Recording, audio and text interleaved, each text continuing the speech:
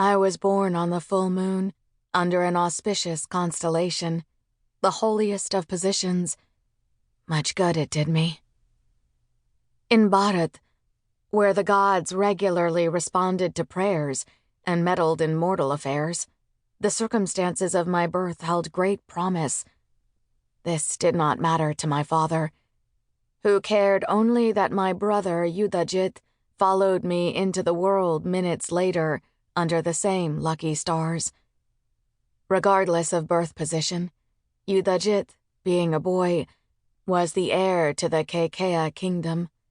I was but a dowry of 50 fine horses waiting to happen. For each of my mother's subsequent pregnancies, my father made sacrifices to the gods, requesting sons. In return, he was blessed with 6 more healthy boys, portents of future prosperity. The people of Bharat have often blamed my father for my sins, as if a woman cannot own her actions. He was not a perfect man, that I freely admit, but for all his faults, he loved each of his sons fiercely, playing with them in his throne room, bringing them the finest tutors in all the kingdom, and gifting them ponies so they would grow into brilliant cavalrymen. If he bears any fault for my actions, it is through his inaction.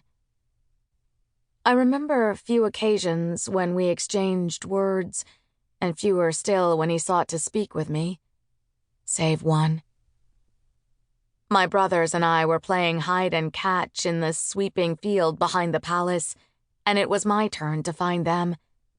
I kept my eyes shut as their laughter faded into wind, opening them only after counting to 20. I immediately saw a glimmer of movement by the stables. I crept slowly toward whichever brother was hiding there, knowing that they would get more nervous by the second and planning how best to catch them. I doubted it was Mohan, who was 3 years younger than me.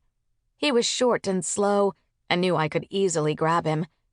Shantanu was a bit older and was fast as a deer, but I could try to trap him by chasing him toward the palace wall.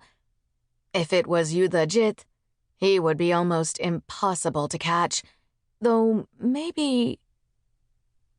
Shantanu stumbled out from behind the stable. With a whoop, I began sprinting toward him, my blood racing through my veins.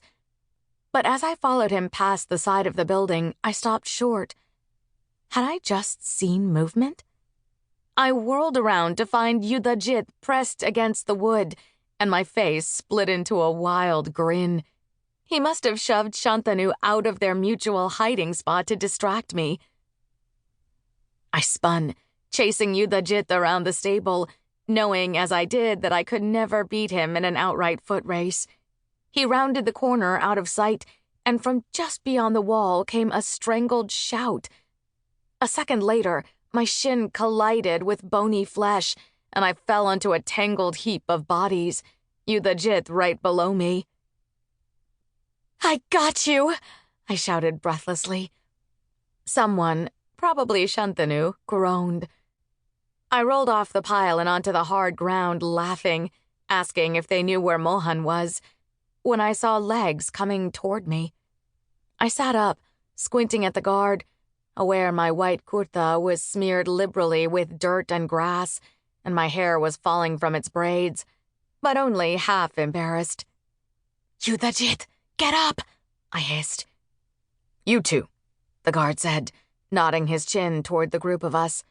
"The Raja would like to speak with you immediately." I rose to my feet. "We can play later," I said to my brothers. "You two go. I'll find Mohan." I had started to walk away when the guard called, "Yuvradni Kaikeyi! The Raja wants you now." I turned to look at Yudhajit, shocked. He only shrugged at me. We trailed behind the guard back to the palace, and each of my steps felt heavier than the last. Something had to be amiss for my father to summon me. But if I had done something to anger him, why would he want Yudhajit too?